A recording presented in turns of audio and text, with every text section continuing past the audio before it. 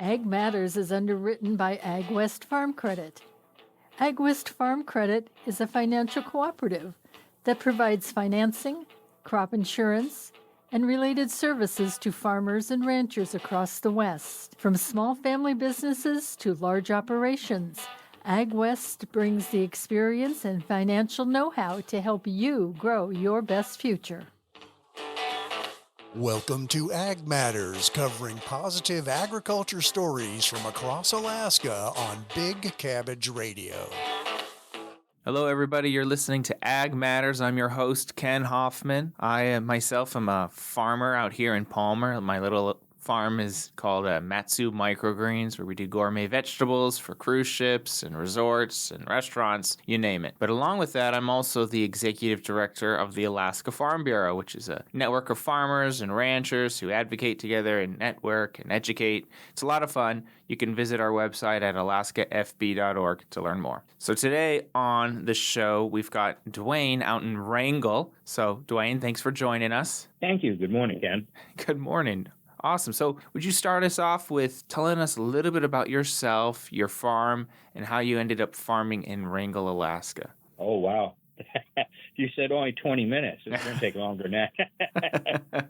Oh, well, to cut it short, I guess Laura and I have always had gardens and farms slightly. I worked in automotive and we lived in the Midwest for about 20 years. So we farmed there a lot different than we farm here. Obviously, we had cattle and everything there. So we purchased the land that Oceanview Gardens sits on now back in 2020. And with the thought process of starting peonies and using those as something to keep us busy when we retired.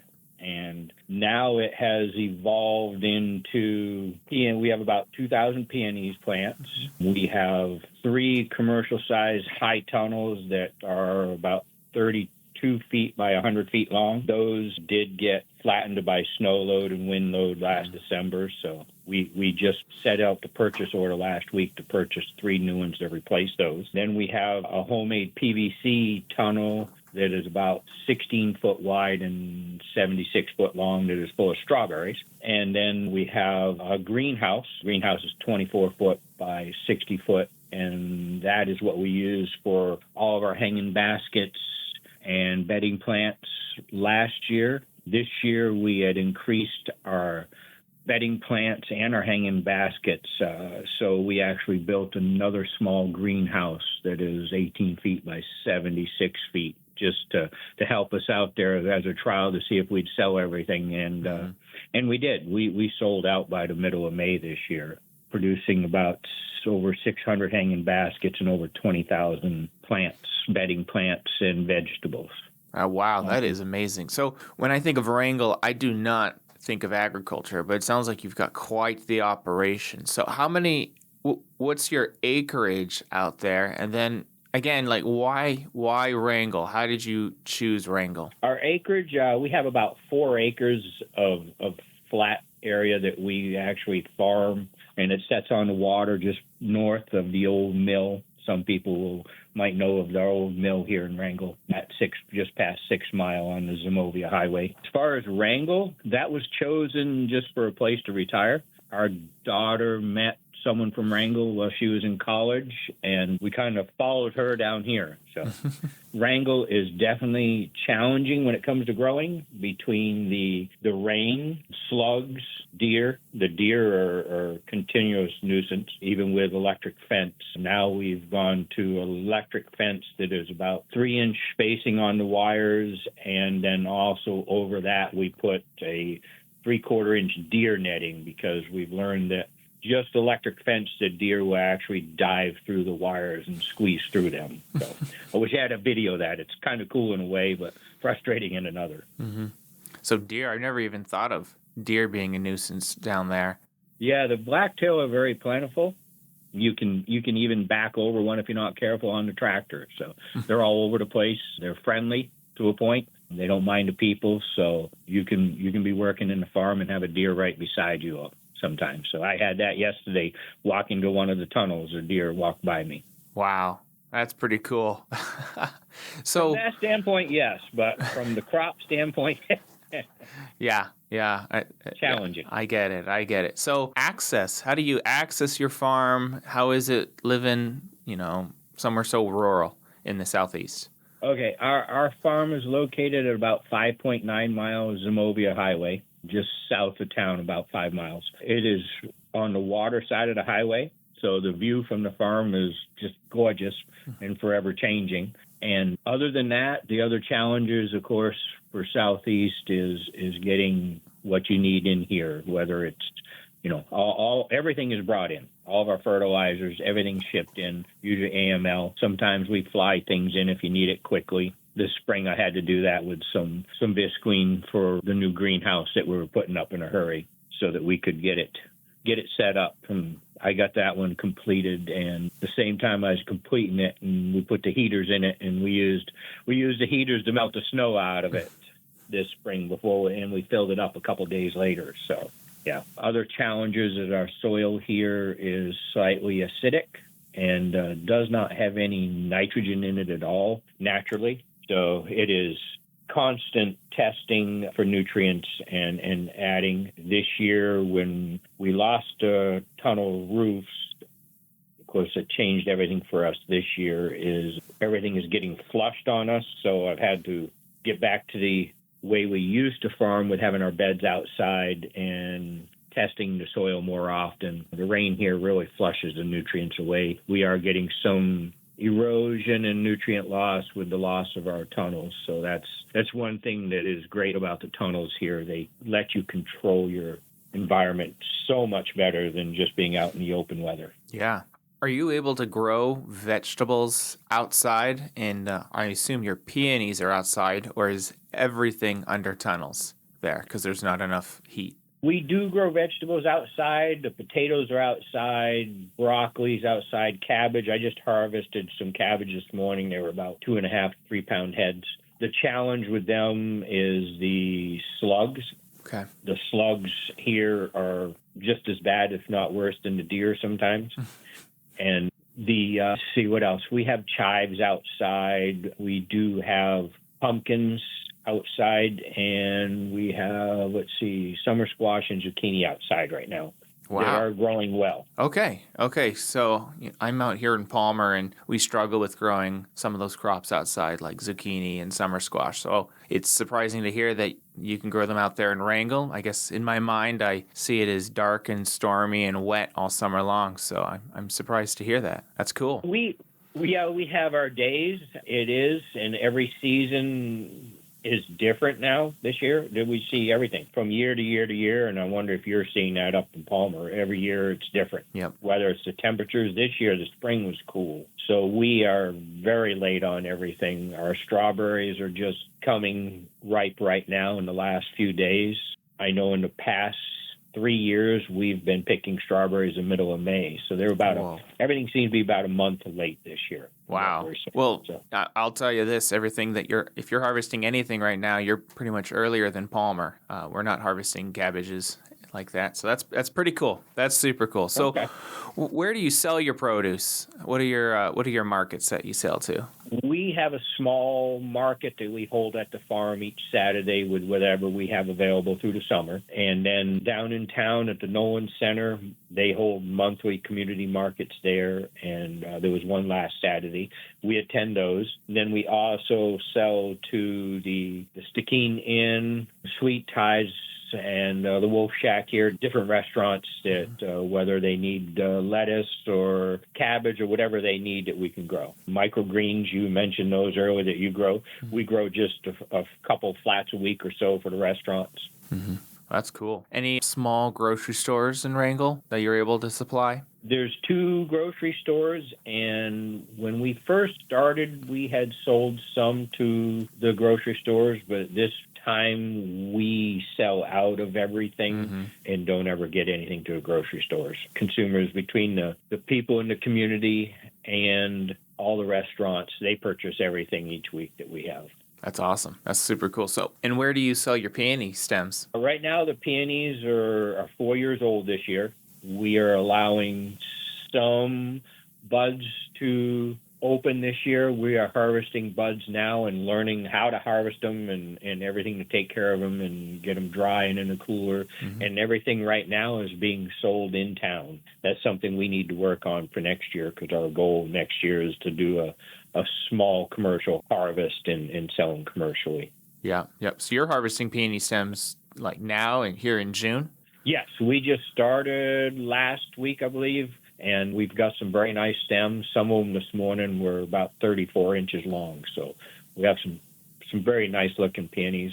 A couple of them here on my kitchen table are averaging 8 to 8.5 inches in diameter when they're open, so we have some beautiful ones. Wow. Amazing. So it sounds like your season's pretty early. Does it also go pretty late? Are you able to harvest vegetables into October? Some of them, depending on how the fall goes, with the tunnels, yes. Without the tunnels, no.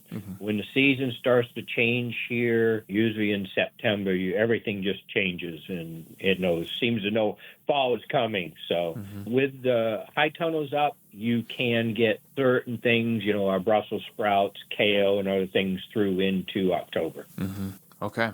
That's cool. So before we started recording, you're telling me about working full time on the farm and things like that, and work-life balance, basically. So tell us a little bit about that and about your wife and how you guys get everything done. Oh, definitely a challenge when we were both working full time. We would get up early in the morning and go to the farm and work in the morning at the farm until it was time to go to work. And then we go to work, and then we come home, change into farm clothes, and go out to the farm and work until sometimes 9, 10 o'clock at night, depending on what had to be done. And that was as the farm was growing. About a year ago, I retired from the corporate world, and now I just farm full time, and that helps actually take the load off from Laura also. And right now, at this point, the two of us, we get up in the morning and we go to the farm and work. Then she goes to work, and we are usually through by 6 or 7 at night at the farm instead of, very late. And it's been working out well for us. Good. Do you guys have any animals on the farm, or are you guys able to kind of take a break, quote unquote, in the wintertime? Oh, the wintertime, the break is December. We grow poinsettias starting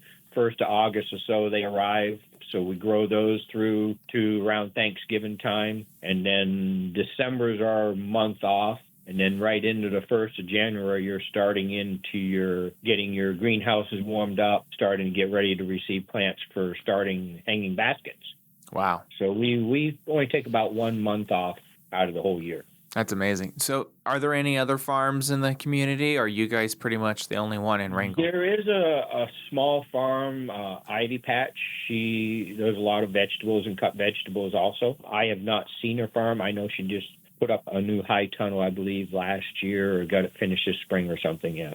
Okay, that's awesome. And then there are a lot of people, residents themselves, that have high tunnels, small greenhouses that grow all their own produce and some flowers also.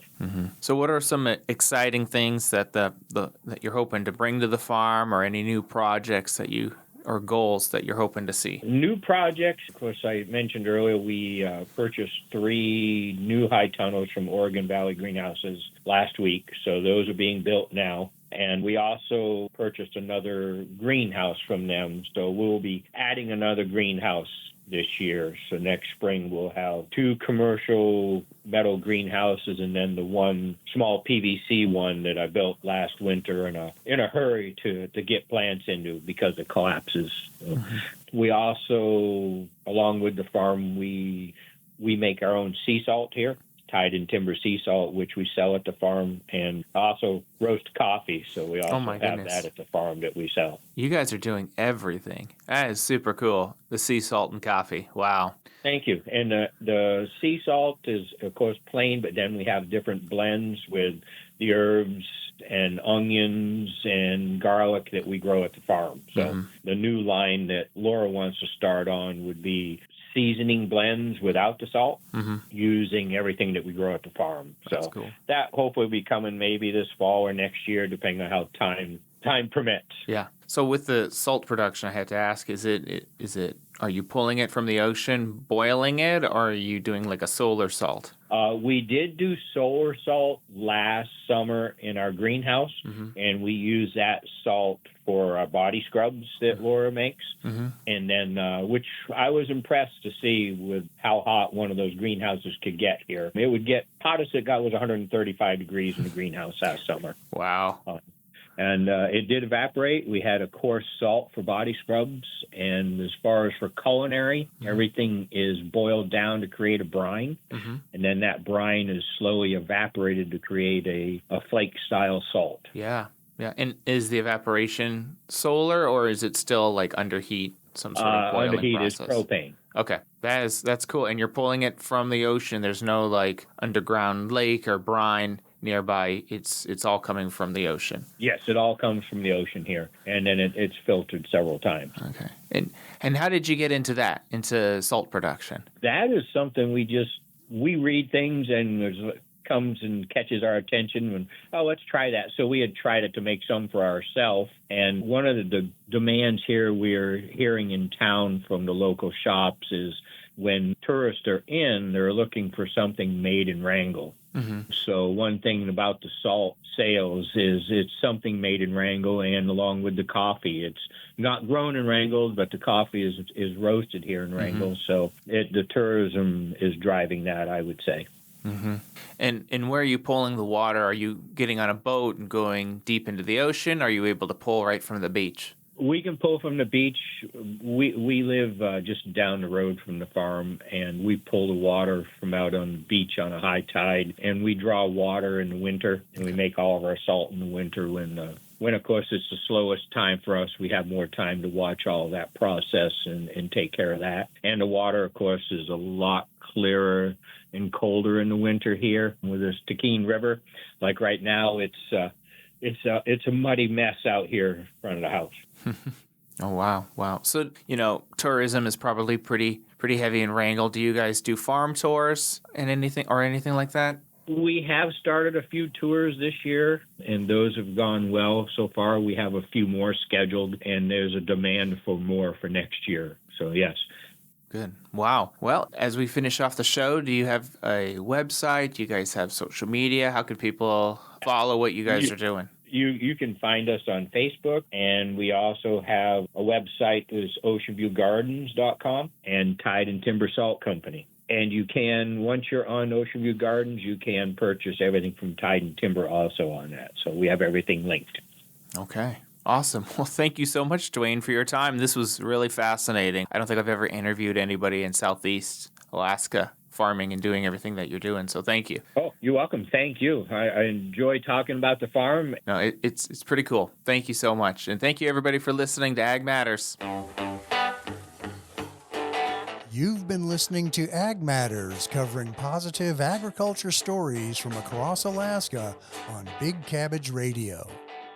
Ag Matters is a production of Radio Free Palmer, recorded at our studios in Palmer, Alaska.